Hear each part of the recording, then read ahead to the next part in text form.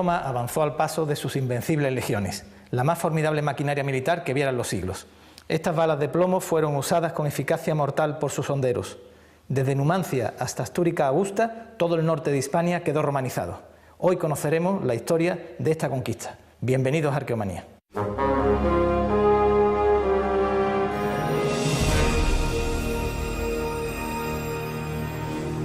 Roma entra en el Mediterráneo con un plan perfectamente definido. Sus objetivos eran claros: el control político, económico y militar entre las Islas Británicas y la India. Para ello puso en marcha la maquinaria militar más grande vista hasta entonces. Al llegar a la península ibérica, que ellos llamaron Hispania, esta maquinaria se encontró con importantes dificultades.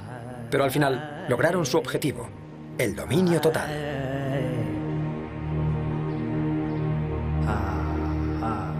Las zonas meridionales y el Levante pasaron sin dificultad a formar parte de Roma tras la derrota de los cartagineses. Su estilo de vida y sus habituales relaciones con gentes del Mediterráneo quizá fueron la razón. Pero las dos mesetas y el norte fueron harina de otro costal.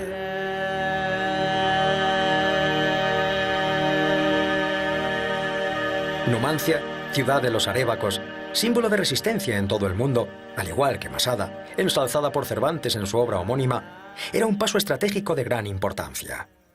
Desde Numancia lo que tiene es un control impresionante de todo el reborde montañoso del sistema ibérico. Por tanto, aparte de ese reborde montañoso, es todo el Alto Duero. Por tanto, la comunicación, el tránsito entre lo que es el Valle del Ebro y el Alto Duero, y lógicamente hasta lo que es propiamente la zona donde el Duero ya se abre, es decir, lo que podríamos llamar el Duero Medio, es decir, toda esa zona es completamente controlada por Numancia. En Roma, una vez que está en la península ibérica por su enfrentamiento con los cartagineses, es cuando se plantea, una vez que ha solucionado ese problema, se plantea conquistar el resto de la península. Bien, por tanto, va remontando el río Ebro y en un momento determinado da el salto al interior del sistema ibérico y ahí, lógicamente, está Numancia en una posición estratégica. Los arébacos de Numancia, al contrario de lo que se piensa, no entraron en guerra con Roma por un prurito nacionalista, sino por una coyuntura.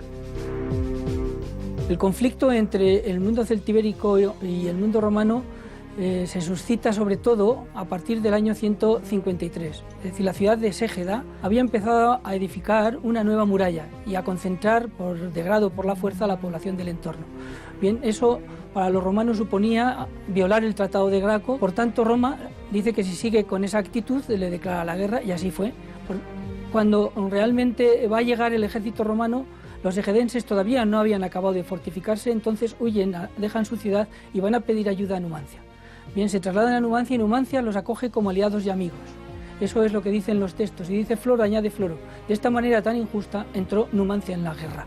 Por tanto, desde el año 153 hasta el año 133, que es cuando cae Numancia, Numancia estuvo en pie de guerra. No fueron años de continua lucha todos, pero sí en pie de guerra contra los romanos, hasta el cerco de Escipión. Es decir, Escipión tiene que venir, ¿no?, con un poderoso ejército. Estamos hablando de 2 ejércitos consulares, estamos hablando de 50 a 60.000 hombres, para montar un férreo cerco en torno a la ciudad. Estamos hablando de 7 campamentos unidos por una potente muralla entre sí, aprovechando la dificultad que proporciona, o la defensa que proporciona naturalmente los ríos. Los romanos se referían a la manera de combatir del mundo celtibérico como concursare.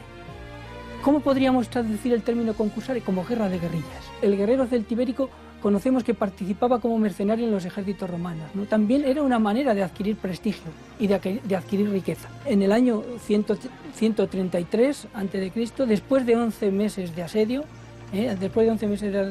la ciudad cae por inanición, y nos dicen los textos que Escipión dio Numancia y su territorio a aquellos indígenas que le habían ayudado a conquistarla.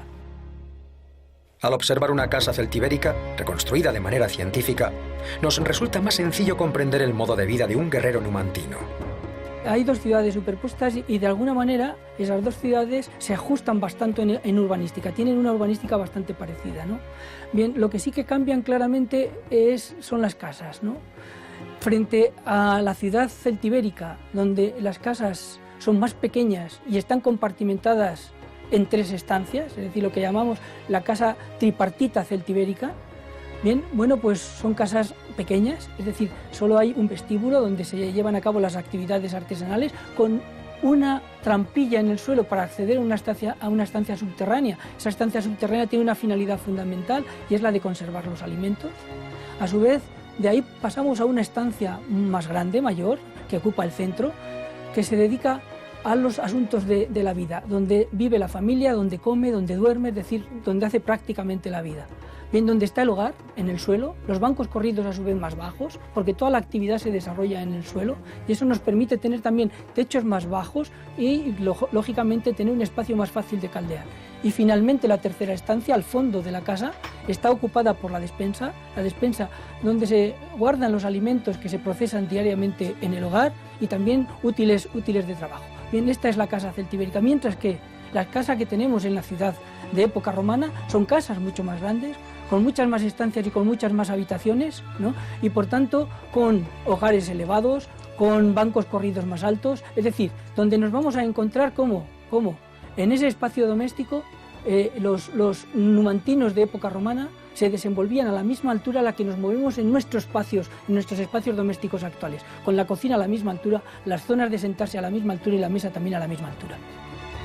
Numancia ha pasado a la historia y al imaginario colectivo. Lo verdaderamente curioso es que ya lo había hecho hace 2000 años.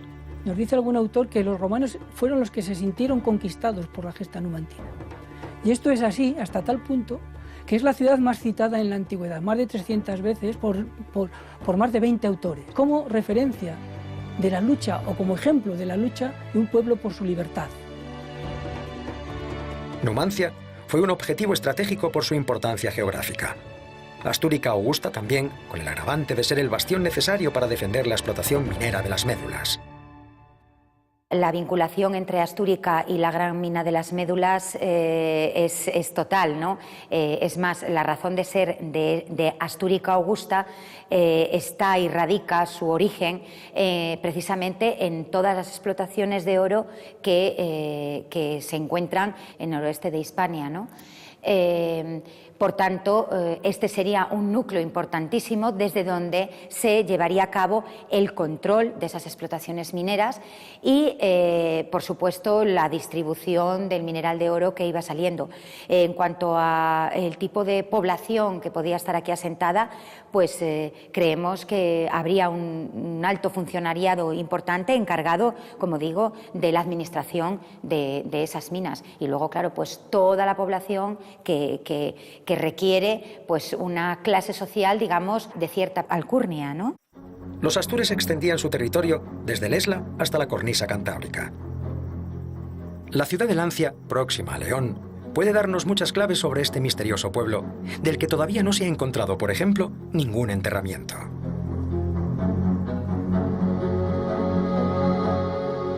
Cerca de Astorga, en Castrillo de los Polvazares, se está excavando otro yacimiento astur con estructura urbana.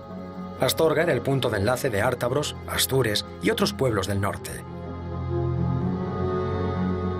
Los generales romanos se tomaron muy en serio el control de esta región y plantaron sus reales construyendo un enorme campamento. Las pruebas de naturaleza arqueológica que, digamos, documentan el nacimiento de este asentamiento datan de los años 15-20 a.C., con la instalación de un campamento militar. En ese campamento militar estaba asentada una legión, creemos, la Legio Décima Gémina, ya que todos los, las pruebas de índole, sobre todo epigráfica, nos conducen a esa legión. Y ese campamento está en uso hasta aproximadamente el cambio de era, en el momento en el que se abandona el campamento militar y aquí surge un núcleo civil, es decir, una ciudad que será Astúrica Augusta. Para encontrar las evidencias de la fundación de Astúrica Augusta, hay que visitar el subsuelo de la ciudad. Las evidencias arqueológicas del primer asentamiento, que sería el campamento de la Legio Décima Gémina, lo tenemos delante y son ni más ni menos que los fosos que formaban parte del sistema defensivo del campamento legionario. Al fondo tenemos también los restos de la primera muralla urbana, que se construye precisamente sobre la amortización del foso interior. Y finalmente ya la tercera fase que observamos en este lugar sería esta calle magnífica que consta conserva unos muros con un alzado importante y al fondo las escaleras de acceso a la ciudad. Otros ingenios urbanos, como el alcantarillado, se encuentran en un magnífico estado de conservación. En los sótanos de algunos edificios, junto a la muralla, se pueden visitar otras estructuras de la vieja Astorga. En la panda occidental del foro de Astúrica se abría una sala de planta rectangular con una cabecera absidiada que ocupaba una posición privilegiada dentro de este lateral oeste del foro. Además, en este caso presenta la peculiaridad de que está dotada de un pavimento de lo que denominamos opus sectile, que está compuesto por placas de mármol de diferentes colores y con un diseño geométrico. Entonces, bueno, sabemos que era un aula, una sala que tenía cierta importancia dentro del conjunto forense, donde probablemente pues, se reuniera la curia conventual y demás. Y es que la vida cotidiana, la intrahistoria, también ha quedado en los restos arqueológicos de Astúrica Augusta. Lucio Valerio era un adivino, él investigaba o adivinaba el futuro por el vuelo de las aves, era un augur. Y además, en este caso, el pobre hombre era tartamudo y fíjense ustedes que lo dejaron escrito para siempre en su lápida. La que está ocupando una posición central es una lápida funeraria también de un gramático, un profesor de enseñanza secundaria que, bueno, pues que impartía la enseñanza, se le denominaba gramático, pero impartía, además de gramática, lengua latina y griega, también lecciones de historia, astronomía, etc. Lo que es evidente es que el declive de Roma trajo consigo el ocaso de Astorga. Porque el imperio en su totalidad entró en una grave crisis. Esa crisis, en el caso de Astúrica, se ve acentuada por el declive de las explotaciones mineras de las minas de oro. Y por otra parte, bueno, pues la amenaza de los pueblos bárbaros que venían desde el norte, ¿no? Lo mismo sucedió en Tarragona y en Cartagena. La sombra del imperio fue alargada, pero también fue un motor de civilización.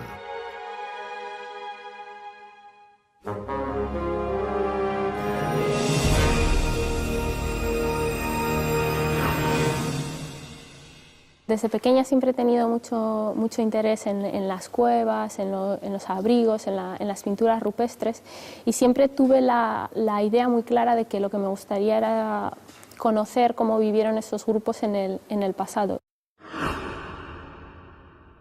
No tenemos que excavar los yacimientos por completo, porque aunque ahora pensamos que tenemos las técnicas más actualizadas para excavar estos yacimientos, estoy completamente segura que de aquí a 100 años habrá mejores técnicas que permitan reconstruir cuál fue el comportamiento humano en el pasado. Entonces creo que deben dejarse yacimientos sin excavar completamente. De momento con lo que estamos sacando estamos más que contentos, pero veremos lo que sale. Esto es una sorpresa, nunca sabes lo que vas a sacar. Paciencia.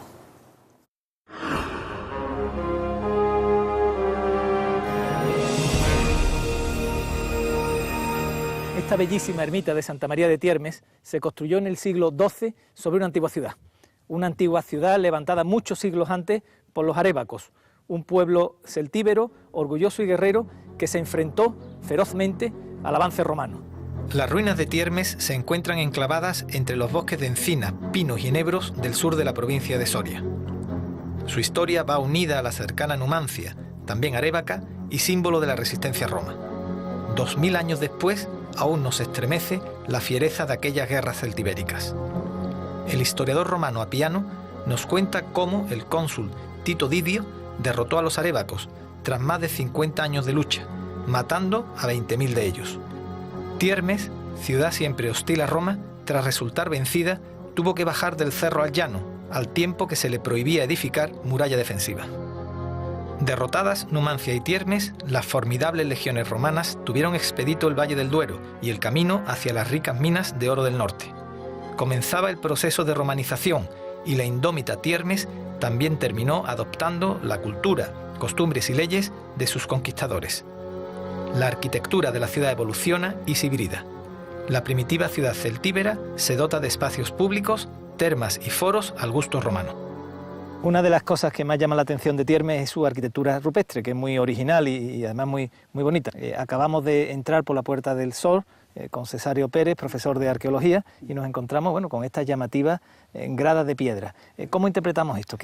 ¿Dónde estamos ahora mismo? Bueno, estamos en un graderío, no cabe duda, y se han dado muchísimas interpretaciones. O sea, si nos retrotraemos a distintos autores, a Sentenach, a Calvo, etc., lo han considerado teatro, lo han considerado anfiteatro, incluso un santuario celtibérico en algún autor. Lo que no cabe duda es que es un espacio público. ¿Pudo ser previo a la romanización? Pudo ser, pero es complicado. O sea, ahora mismo en Tiermes, al menos lo que yo veo y conozco, es que efectivamente el pueblo areaco pudo tal, pero fundamentalmente, y como ya decía José Luis Argente en su momento, yo pienso que la mayoría del aprovechamiento de esta roca es romano, en época romana. Llama la atención como un pueblo tan feroz, ¿no?, que junto con sus hermanos numantinos se resisten al poder romano, como terminan siendo tan romanizados en su arquitectura, en sus costumbres, en sus útiles. Bueno, se enfrentan a un gran imperio, pero además el imperio romano, independientemente del enfrentamiento, lo que hizo muy bien fue asimilar estos pueblos e integrarlos en su propia estructura, y eso los romanos lo hicieron y lo hicieron muy bien. Las evocadoras casas rupestres, como la de las Hornacinas, otorgan una extraña personalidad a la ciudad. Excavadas en la roca arenisca, bajo los imponentes restos de las termas, nos hablan de aquellas familias que se romanizaron sin querer olvidar sus ancestrales raíces celtibéricas. Estamos en el conjunto meridional, digamos, en la parte sur de Tiermes, donde se refugiaban por el clima, etcétera, los habitantes termestinos. Y concretamente, en el que estamos, es lo que se ha llamado tradicionalmente a las casas de Taracena, debido al nombre que excavó en su momento, ¿no? Blas Taracena, uno de los arqueólogos importantes españoles, que fue director del museo. Que llamó a Tiermes la Pompeya española. Efectivamente. Cada hueco de esto era una casa y tenía varios pisos, ¿no? Efectivamente. Aquí hay incluso bodegas, tenemos, y zonas de depósitos de aguas también. Solo tenemos que ver un poco lo que es la bajada y subida de los niveles inferiores a los niveles superiores con escaleras.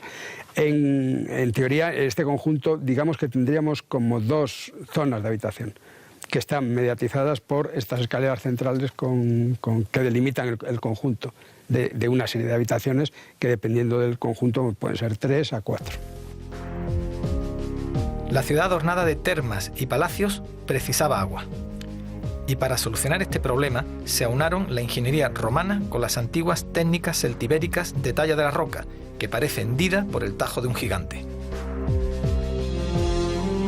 Fruto de este matrimonio nacen los originales acueductos rupestres que alimentaron la ciudad a través de dos grandes ramales, uno de los cuales finalizaba en un palacio y el otro en el mismísimo foro de la ciudad. Regresamos a través de la Puerta del Oeste. Desde la mansión de un rico hombre nos dirigimos hacia el foro, centro neurálgico de la vida pública, social y política de las ciudades romanas.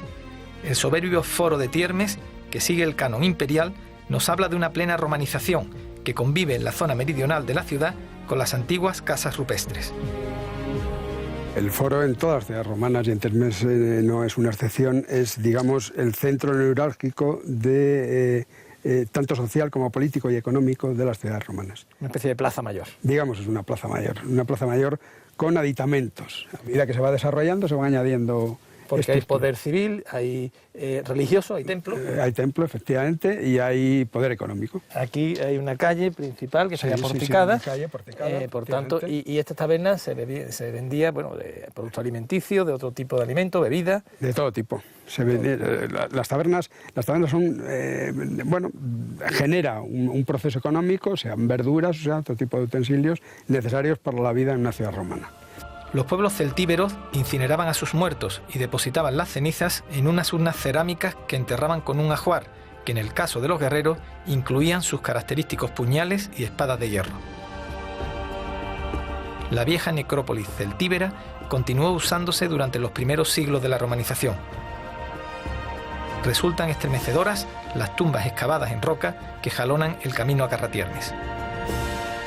Son tumbas antropomorfas, las estamos dando una cronología complicada, entre época tardo-romana hasta época alto medieval. Son tumbas muy superficiales, se depositaba el muerto y ¿cómo se tapaban? Para que... Bueno, presuponemos que normalmente se pueden tapar con laja de piedra, pero presuponemos que también se ha tapado con madera en determinados momentos. Lo que sí quizás sea interesante a la hora de ver la adscripción cronológica de estas tumbas son las estelas rupestres de época romana que tenemos en la parte de atrás. Que no hay precedentes, no son muy originales, ¿no? Son originales, han pasado muy desapercibidas hasta que el catedrático de Valladolid, José Antonio Abasolo, y el catedrático de la Universidad de Barcelona, Marc Mayer, hicieron un articulito pequeño sobre ellas y lógicamente es de las cosas más interesantes. La arquitectura rupestre de Tiermes aún nos habla de la fiereza de los arébacos, que, incluso romanizados, siguieron enraizados en sus ancestrales costumbres celtibéricas.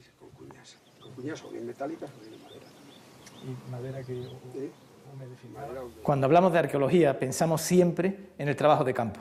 Sin embargo, existen otras actividades igual de fundamentales. Nos despedimos hoy conociendo los laboratorios y los talleres de restauración. Y no olviden que en el próximo programa continuaremos contándoles lo que ocurrió hace mucho, mucho tiempo.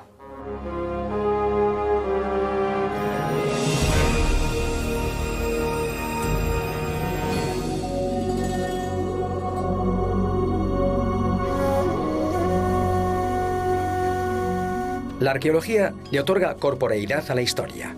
Es su cara física, palpable. Los restos arqueológicos son interpretables, pero están ahí. No son una versión de nada. No son un relato de fuentes lejanas o interesadas. Son objetos o edificaciones que un día formaron parte de un presente que nos queda más o menos lejano. Resulta sencillo identificar la arqueología con una labor romántica. El arqueólogo es ante todo un descubridor. Es una persona que deja todo en la vida por perseguir el sueño de una civilización antigua o del eslabón perdido. Así, en muchos casos, es la imagen que conservamos de los arqueólogos.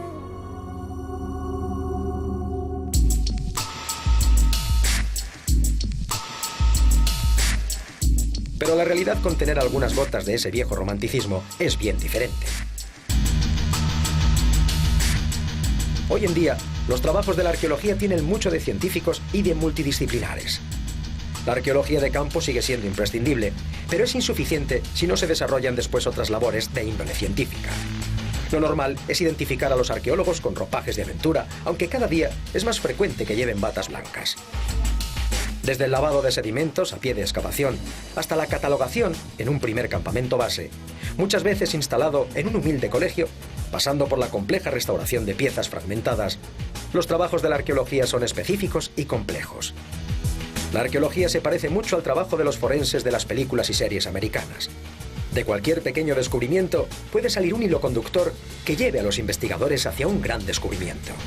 Se pueden encontrar, por ejemplo, restos que nos indiquen que la producción de vino se remonta a épocas anteriores a lo que se pensaba. Y entonces se plantea una revisión histórica.